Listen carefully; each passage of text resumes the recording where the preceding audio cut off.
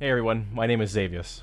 In today's video, I am breaking down everything you need to know before buying Star Citizen, so that you can decide if this is the game for you, if now is the right time to jump in, or if you're better off waiting for its release. Starting off with the things to keep in mind. Number 1, this game is still in alpha. While they continually add new features all the time, this is a positive and a negative. We get new features all the time to experience and to enjoy and to test. Very cool. However, it also means that all the previous features they've added are left in the dust to some degree. The reason they're doing this is because this is a faster way to develop the game, to get more features out and not worrying about bugs, which usually find themselves back in the game somehow when new features are added.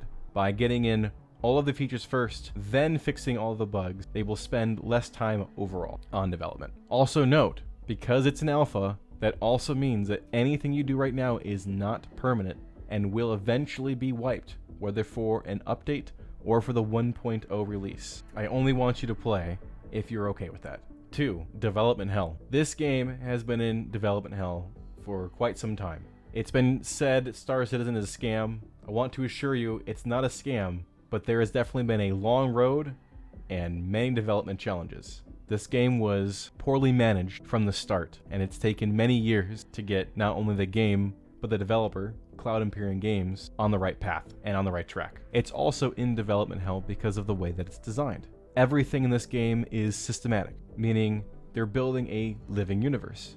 Everything is reacting to you in a systematic way. Nothing is pre-made, in a sense, and that takes a lot more time. And I truly do not think that we're going to see any polish until Squadron 42 comes out, which, fingers crossed, is this year. Still don't really know if that's true. Number 3, the game's price. I need you to understand that while there are many articles and people talking about how there are $500, $1,000, $15,000 packages that you can purchase in this game, which is unequivocally true, you can completely ignore these. These are simply a way for CIG to continue to bring in a revenue stream from backers that are willing to give more to see this project to its completion. Everything is earnable in-game. You do not have to spend real money. The buy-in cost is $60. That is all. Number 4, hard to learn, hard to master. We all hear about how amazing games are when they are easy to learn, hard to master. This game wants to be that, but it's not quite. With a lack of fleshed out tutorials, this game is genuinely difficult to learn, and it's even more complex to master. You will need to use third-party resources like Reddit, YouTube, or a Google search until they get some genuine tutorials in this game. Number 5, PC requirements. Truthfully, this game does take a decently strong computer to run, but it has gotten easier over the years as the game has gotten a little bit more optimized and hardware has improved. There are 2 minimums in this game. There is the minimum in order to play, and there's the minimum in order to enjoy.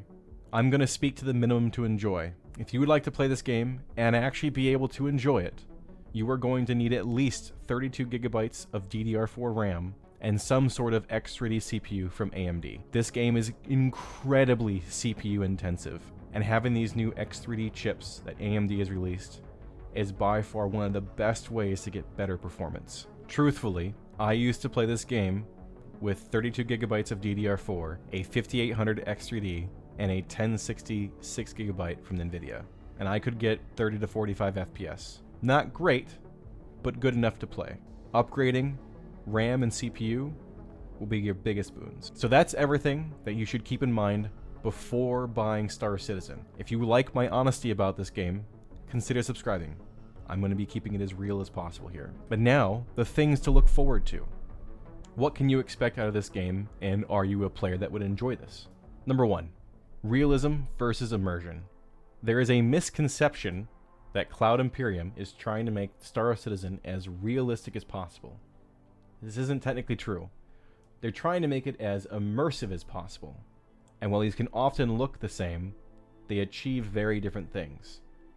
They want you to feel as if you were truly living in a different universe, and they will stop at nothing to make it as immersive as possible. That will sometimes look like anti-fun and realism to a fault, but they were trying to make it so you can feel like you're truly living in this new universe.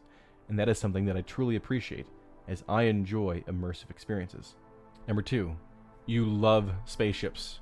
Growing up as a kid, whatever it is that I saw that was spaceship related, Star Wars, Star Trek, Stargate, a lot of stars. This game centers around spaceships being the primary actors of it. Star Citizen's game loops revolve mostly around its spaceships. If you like spaceships, flying spaceships, fighting, mining, whatever it might be, you're a fan of EVE Online, Freelancer. If you're a fan of spaceships or spaceship-like games, this is a game for you.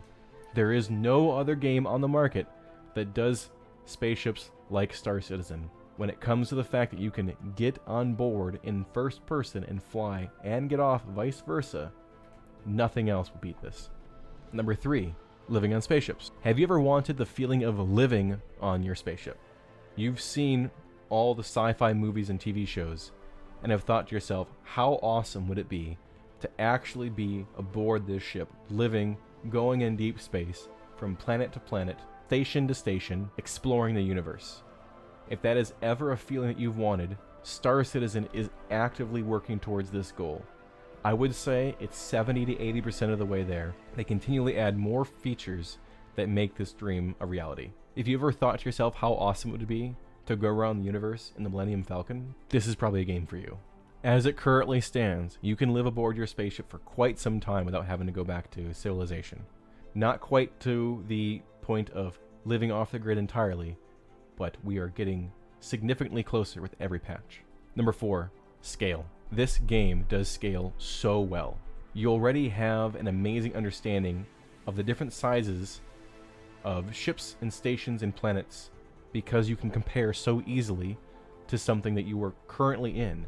Because you can walk around in a first-person environment, you truly get a sense of scale for how big everything is. When you have the ability to take your small fighter and land it in an Indris frigate in the inside of the ship, and then in first person, get out of your ship and walk around inside that frigate, you suddenly realize just how big this game is. Doing this puts into perspective the grandeur of Star Citizen and its assets.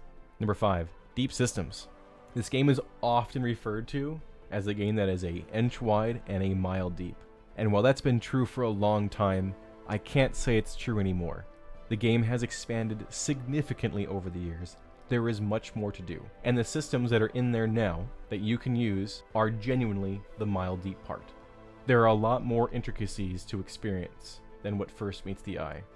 The systems built in Star Citizen, for example, combat, mining, salvaging, engineering, all of them are deep and continually to get deeper, more intricacies, more things to change and adjust the way you play. If you enjoy depth in a game, Star Citizen has it and is only making it better. Number 6, it's an MMO. I love being in an online universe, able to play with other people and my friends. This gives the game a lot of meaning off the bat. Suddenly, everything has more intrinsic value because you are doing it against or for other players as well. They're all in a shared universe. So your actions are given more meaning. This also allows for emergent gameplay. Because there are other players, you do not know the experience that you're going to get when meeting them or going somewhere in the verse. There will always be a novel experience around the corner for you to have because of it. 7, hardware peripherals. This game is built for additional hardware if you want to invest in it. If you want to get VR, face and eye tracking, HOTAS or HOSAS, all of these help build the immersion. Star Citizen has been built to support these systems. Going back to how this game is trying to be as immersive as possible, it also makes sense that it supports these hardware peripherals. Having your hands on a throttle and stick while wearing a VR headset, there will be nothing more immersive than that experience in this game. It is an incredible time. 8, similarity to other Chris Roberts games. This is more of a small point, but I want to bring up, if you've enjoyed any of Chris Roberts' past games, specifically Freelancer, as Freelancer is the closest to what Star Citizen is, being a single player and a multiplayer universe in one shared universe, so to speak, then this is basically Freelancer 10.0. This is what Chris Roberts was trying to do with the original Freelancer vision, and now he's no longer stopped by publishers, which is both good and bad, but it does allow for him to fully realize the universe that he's been trying to build for the longest time, and as he clearly stated in his Kickstarter campaign. So the question, should you buy Star Citizen now? Only you can answer that, but I do hope you now have the knowledge to make an informed decision. If I have convinced you to try out Star Citizen and experience everything it has to offer, bugs included, use my referral link in the description below to get an in-game bonus before you start. And lastly, I'm opening up the comment section. Anyone who might have questions about getting into the game, how to play, next steps, anything I can do to help alleviate any stress or tensions of playing this game, please leave me a comment and ask. I will do my absolute best to give you the most informed answer. See you in the verse, citizens.